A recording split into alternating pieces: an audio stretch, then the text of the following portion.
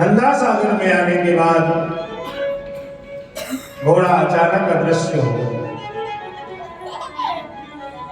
बहुत समय बीत जाने के बाद जब वो यज्ञ पशु लौट कर नहीं आया, तब महाराज सगर के 60,000 अत्यंत बलवान पुत्र धनुष्वान कर्कश हथियार लेकर के यज्ञ पशु को ढूंढने के लिए निकले और यज्ञ पशु को ढूंढते ढूंढते पहुंच गए हैं गंगा सागर। गंगा सागर में कपिल मुनि का आश्रम है और देखा कि ठीक आश्रम के पीछे यज्ञ का घोड़ा बंधा है। महाराज सगर के पुत्रों को बड़ा आश्चर्य हुआ कि आखिर कपिल मुनि ने हमारे यज्ञ पशु को क्यों रोका, हमारे यज्ञ को क्यों संपन्न होने नहीं दिया। क्रोध पूर्वक लाल लाल नेत्रों को धारण करके और सगर के 60,000 पुत्रों ने एक साथ कपिल मुनि के कुटिया में प्रवेश करने की चेष्टा की। पूछने जा रहे थे, गलती नहीं, पूछने जा रहे थे। कपिल मुनि को लगा कि मुझ पे हमला करेंगे, मुझे मार देंगे। कपिल मुनि के नेत्र से अग्नि प्रज्वलित हुई और सगर के 60,000 पुत्र उसी गंगा सागर में जलकर भस्म हो गए। महाराज सगर को पता चला। सगर के दूसरे पुत्र अंशुमान ने अपने बड़े भाइयों को ढूंढने के लिए, यज्ञ पशु को ढूंढने के लिए भारतवर्ष में भ्रमण करना प्रारंभ किया। भ्रमण करते करते गंगा सागर में पहुंचे। देखा कपिल मुनि विराजमान है और कपिल मुनि के कुटिया में आश्रम के पीछे यज्ञ का पशु बंधा है। और महाराज सगर के 60,000 पुत्र के जले हुए अवशेष भी वहीं पड़े थे। अंशुमान ने कपिल मुनि को पूछा। कपिल मुनि कहते हैं, राजन, ये तुम्हारे भाइयों का शरीर है और ये यज्ञ का घोड़ा है। इंद्र ने चालाकी से तुम्हारे यज्ञ पशु को पकड़कर मेरी कुटिया के पीछे बांध गया। तुम्हारे 60,000 भाई मेरे क्रोधाग्नि से नष्ट हो चुके हैं। जाओ राजन, अपने यज्ञ को पूर्ण करो। राजन ने प्रार्थना की, महाराज मेरे भाइयों का उद्धार कैसे होगा। कपिल मुनि कहते हैं कि जब गंगा मैया इस पृथ्वी पे धराधाम पे आवेगी और जब गंगा मैया का अवतरण होगा, तब गंगा मैया के अवतरण से तुम्हारे 60,000 भाइयों को मुक्ति की प्राप्ति होगी। ऐसे तुम्हारे भाइयों को मुक्ति की प्राप्ति नहीं होगी। महाराज सगर ने यज्ञ संपन्न किया, बूढ़े हो चुके हैं। महाराज अंशुमान ने गंगा जी को पृथ्वी पे लाने के लिए वर्षों तक तप किया। तप करते करते बूढ़े हो गए। गंगा मैया पृथ्वी पे नहीं आई। अंत में महाराज भगीरथ का जन्म, महाराज दिलीप का जन्म हुआ। महाराज दिलीप ने भी तपस्या करी। महाराज दिलीप के तप से भी गंगा मैया पृथ्वी पर नहीं आई। अब अंत में गंगा जी को पृथ्वी पे लाने के लिए महाराज भगीरथ ने तप किया है। और जब महाराज भगीरथ ने तप किया है, तब गंगा जी प्रसन्न होकर के महादेव जी के मस्तक में आकर विराजमान हुई है और महादेव जी के मस्तक से गंगा मैया पृथ्वी पे अवतरित हुई है। बोलिए गंगा मैया की जय। करते करते गंगा सागर में पहुंचती हैं और गंगा सागर में पहुंचने के बाद गंगा मैया ने सबका उद्धार किया है। सगर के 60,000 पुत्रों पे गंगा मैया की कृपा हुई और गंगा मैया कृपा करने के बाद अब हम सब श्री राम जन्मोत्सव की ओर मंगल प्रवेश करेंगे। लेकिन उससे पूर्व आपसे निवेदन करना चाहते हैं, हम सब राम जन्मोत्सव का आनंद लें, उसमें आपके भी साथ की जरूरत पड़ती है। खाली चुपचाप मुंह बना करके कथा में नहीं बैठना चाहिए, पाप लगता है। भगवान ने मुंह दिए हैं हंसने के लिए तो हंसना चाहिए, कीर्तन गाने के लिए दिए हैं तो गुनगुनाना चाहिए। और हाथ दिए ठाकुर जी ने क्यों? दान भले मन करो, ताली तो बजा सकते हो, उसमें क्या नुकसान है? ताली तो बजा ही सकते हो, उसमें अपना कोई नुकसान तो है नहीं। और जो ताली में बजाया उसको उसके पास वाले की ही सौगंध कल से।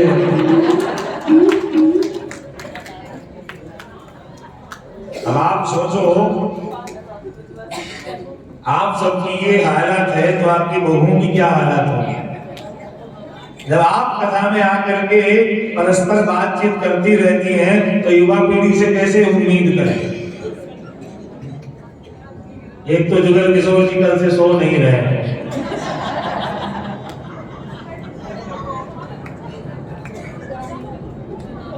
अब आप बताओ साहब, कथा और नींद, मैंने पहले ही कहा कि दोनों का एक अद्भुत संबंध है। कथा में अगर नींद ना आए तो फिर ये समझना चाहिए कथा ठीक से नहीं हो रही है।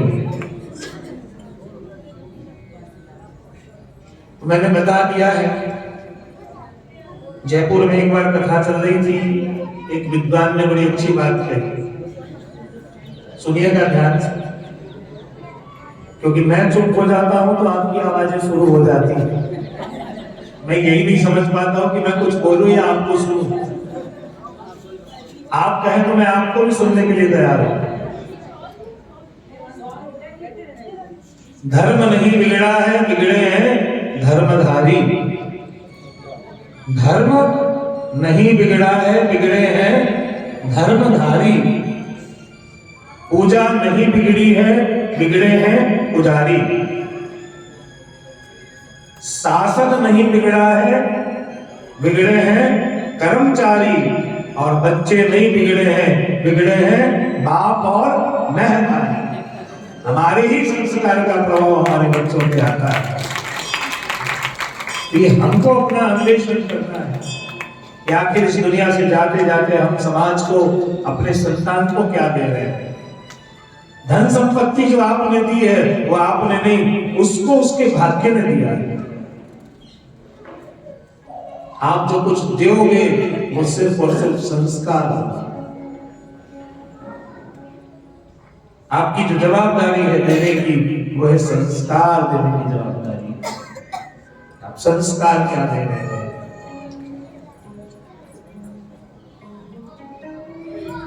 तो इस दुनिया से जाते जाते अगर हम कुछ दे सकते हैं तो राम की मर्यादा और कृष्ण की मस्ती। मर्यादा पुरुषोत्तम प्रभु श्री राम के कितने मंगलमय चरित्र हैं।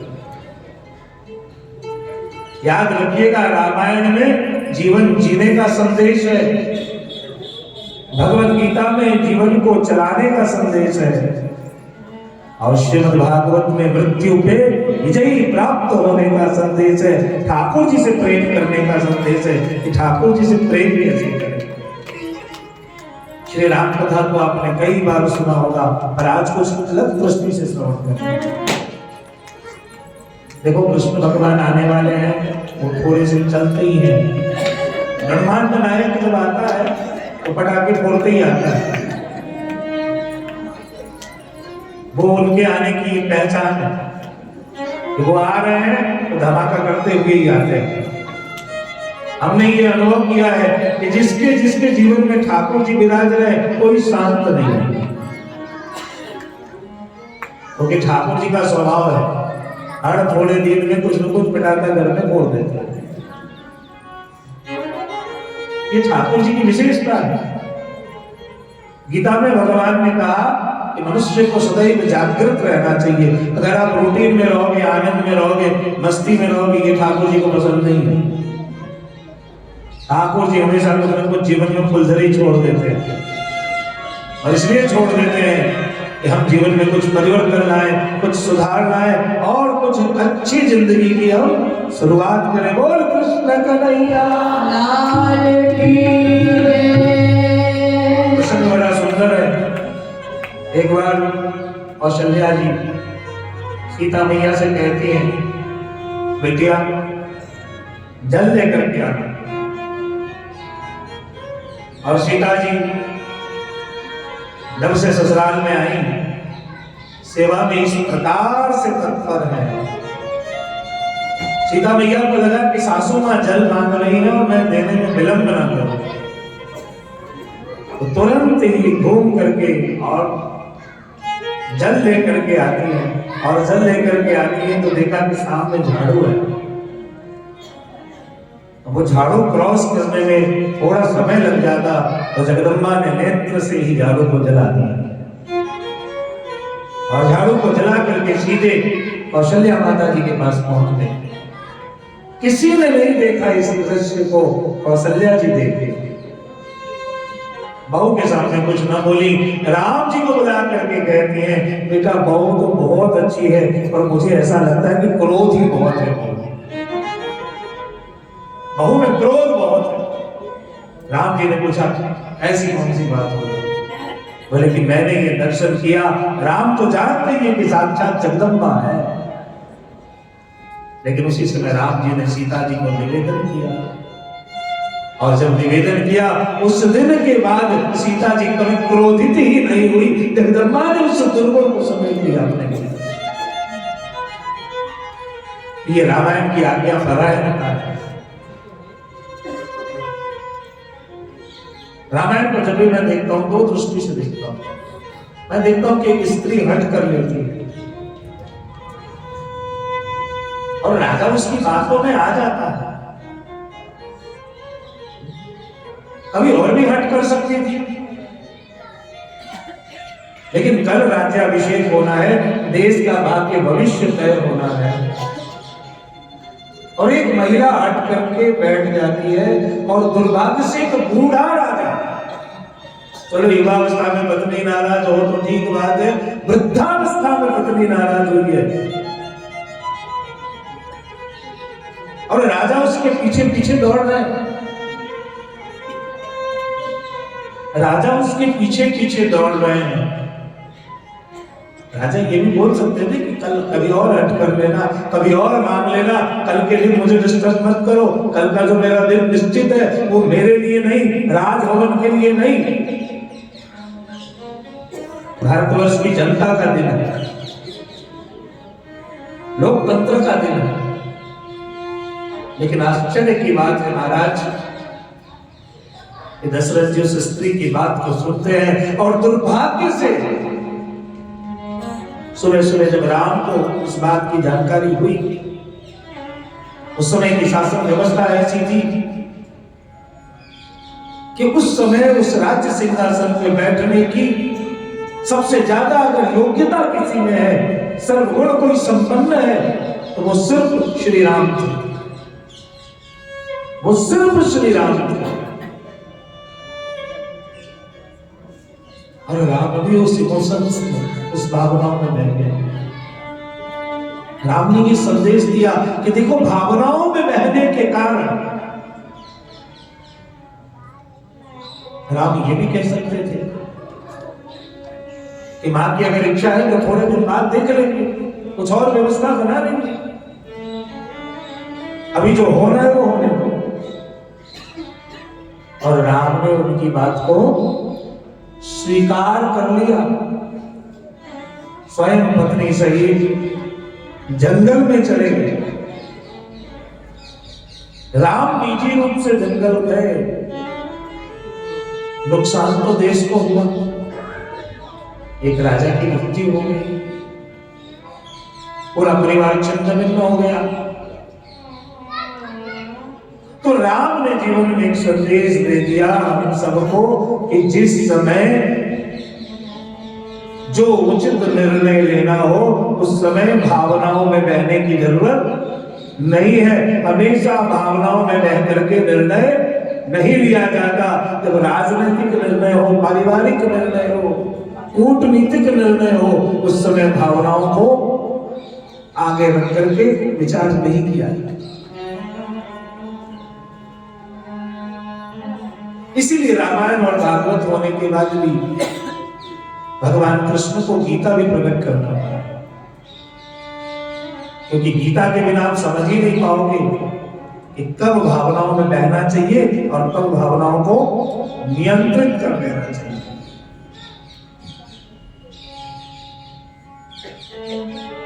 कब भावनाओं में बहना चाहिए, कब भावनाओं को नियंत्रित करना चाहिए। आगे चल करके महाराज दशरथ की 3 पत्नी, तीनों के यहाँ कोई संतान नहीं। जब बहुत दिनों तक तीनों के यहाँ कोई संतान का जन्म नहीं हुआ, तब अपने गुरु वशिष्ठ जी के पास पहुंचे। वशिष्ठ जी भी महाराज दशरथ जी को लेकर पहुंचे हैं श्रृंगी ऋषि के पास। श्रृंगी ऋषि ने कहा, एक नहीं 4 बालक का जन्म आपके यहाँ होगा। पुत्र कामेश की यज्ञ प्रारंभ हुआ। यज्ञ के अंत में यज्ञ नारायण भगवान प्रसाद रूप खीर लेकर उत्पन्न हुए। खीर खाने के बाद तीनों रानी गर्भवती हुई और गर्भवती होने के बाद 9वीं तिथि मधुमास पुनीता, शुक्ल पक्ष अभिजित हरि प्रीता, मध्य दिवस नहीं शीत न घामा, पावनकारी लोक विश्राम। चैत्र महीना शुक्ल पक्ष 9वीं तिथि मधुमास पुनीता, शुक्ल पक्ष अभिजित हरि प्रीता। मध्य दिवस अति शीतल घामा, पावन कारी लोक विश्राम।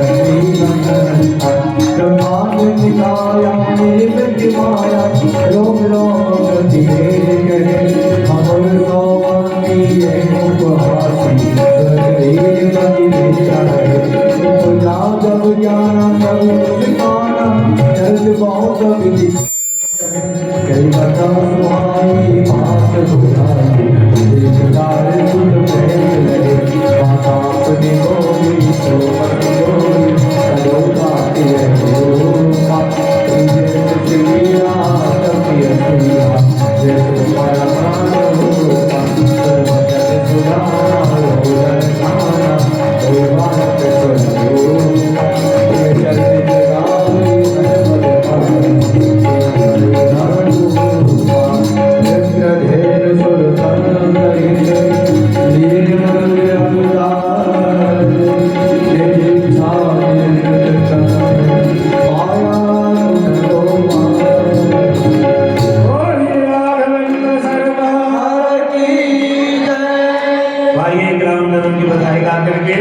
और फिर कथा में आगे बढ़ेंगे।